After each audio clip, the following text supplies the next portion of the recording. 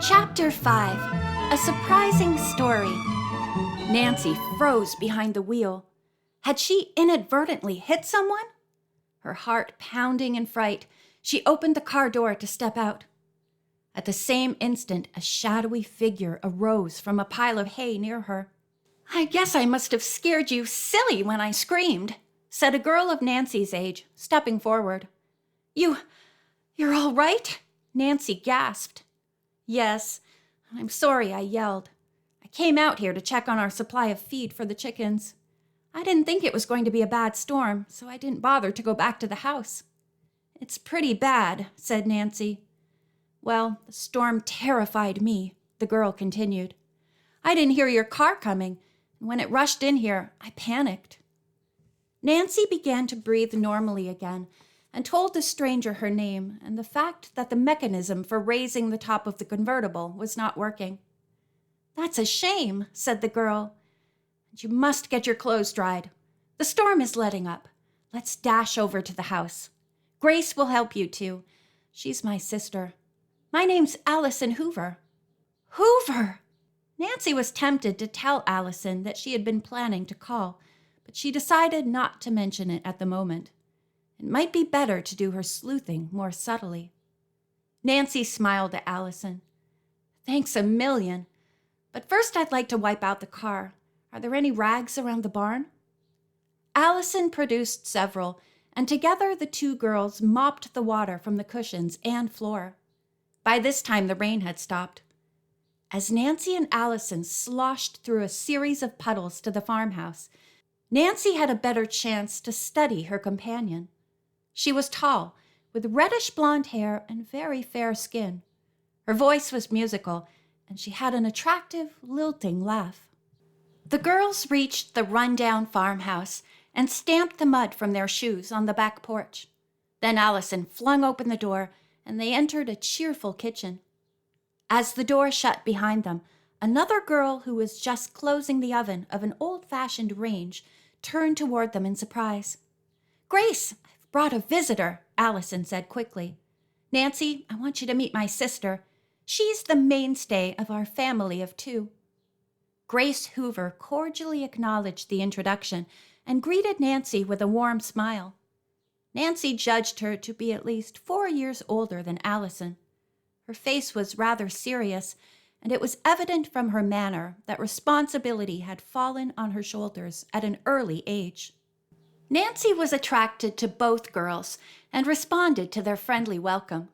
She put on a robe which Allison brought her, and Grace hung her wet clothes near the range. Presently, Grace pulled an ironing board from a closet with the intention of pressing Nancy's garments. But Nancy would not hear of this and began to iron them herself. "This is fun," she said to the sisters. "I don't know what I would have done without you girls." "It's great fun for us," Allison spoke up. "We don't have much company. To tell you the truth, we can't afford it." Grace stepped to the stove, removed a golden brown cake from the oven, and set it on the table to cool. "But today we're not talking about money. It's Allison's birthday, and this is a birthday cake. Nancy, if you're not in too much of a hurry, I wish you'd join us in a little celebration." "Why, I'd love to," Nancy said. "Grace's cakes are yummy," Allison declared. "I'm not much of a cook myself. My department is taking care of the barn and the chickens." Soon Nancy finished pressing her clothes and put them back on. Meanwhile, the cake had cooled and Grace started to spread the chocolate frosting. "Suppose you two go into the living room and wait," she suggested. "I'll bring in the cake and tea." Nancy followed Allison to the adjoining room. Although it was comfortable, the room did not contain much furniture. The floor had been painted and was scantily covered with handmade rag rugs. With the exception of an old-fashioned sofa, an inexpensive table, a few straight-back chairs, and an old oil stove which furnished heat in cold weather, there was little else in the room. However, dainty white curtains covered the windows, and Nancy realized that although the Hoovers were poor, they had tried hard to make their home attractive.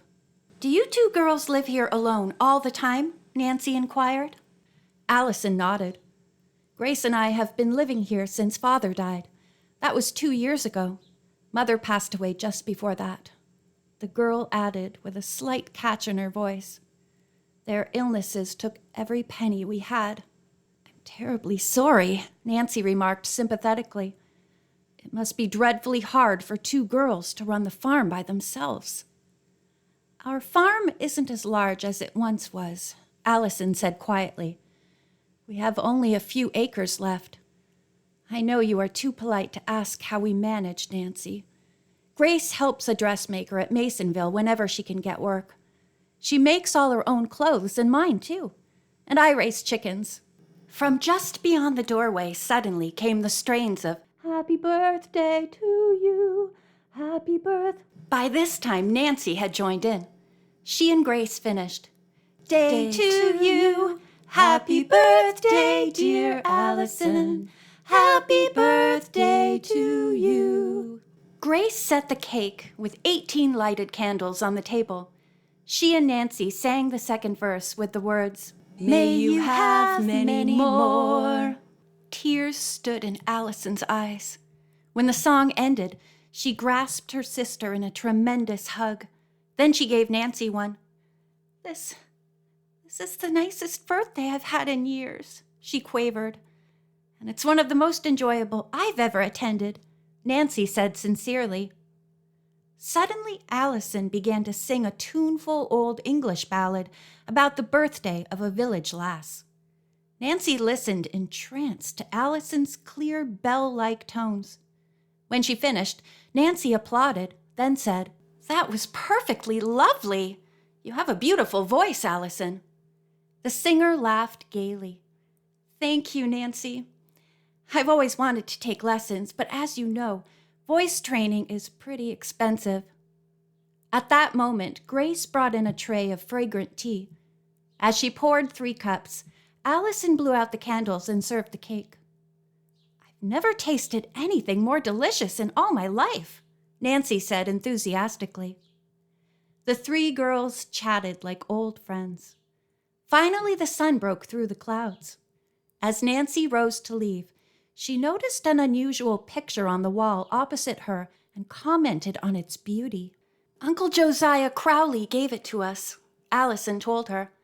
If you were only alive now, things would be different. At the mention of the name, Nancy sat down again. Was she going to pick up a clue to the possibility that Mr. Crowley had made a later will? He wasn't really our uncle, Grace explained, but we loved him as much as though he were a relative. Her voice broke, and for a moment she could not go on. Then, gaining control of herself, she continued. He lived on the farm next to us. That was when Mother and Father were alive. All of Allison's and my misfortunes seemed to come at once. He was the dearest man you ever saw, Allison added. Some people thought him queer, but you never minded his peculiar ways after you knew him. Uncle Josiah was very good to us. He always told me that he'd back me in a singing career. Yes, Grace added. Uncle Josiah used to say Allison sang as sweetly as a bird, and he wanted to pay for lessons with a famous teacher. But after he went to live with the Tophams, he never said any more about it. He never liked it with the Tophams, though, Allison declared. They weren't kind to him, and he used to slip away to visit us. Uncle Josiah often said that we seemed like his own children, Grace spoke up. He brought us many nice gifts, but we loved him for himself and not his money. I remember, though, the very last day we saw him alive, he told us, I have planned a big surprise to make you girls happy, but I can't tell you now what it is. You'll see it in my will. Those were his very words. And then the Tophams got everything, Allison said. He must have changed his mind for some reason. It's hard to believe he would forget his promise to us, Grace said sadly. Oh, wouldn't it be wonderful if a later will could be found? Allison exclaimed. Yes, Nancy replied slowly. I've heard that Mr. Crowley told other people he was leaving money to them. The Turner sisters, for instance. Do you know them? Slightly, Grace answered. My dad, Nancy went on, is a lawyer, and he and I are very much interested in this case. He even mentioned you girls, and to tell the truth, I was on my way here to talk to you." Allison impulsively grasped Nancy's arm. "You say your father is a lawyer? Grace and I are positive Uncle Josiah made a later will. Oh, if we could only engage your father to help us prove this." Then a sad look came over her face. "But I'm forgetting. We wouldn't have any money to pay him if we should lose the case." "Don't let that worry you," said Nancy kindly. "This is your birthday, and you must be happy, Allison. My special wish for you is that before you're 1 year older, you'll inherit some of the Crowley money so that you can take those singing lessons." End of chapter 4.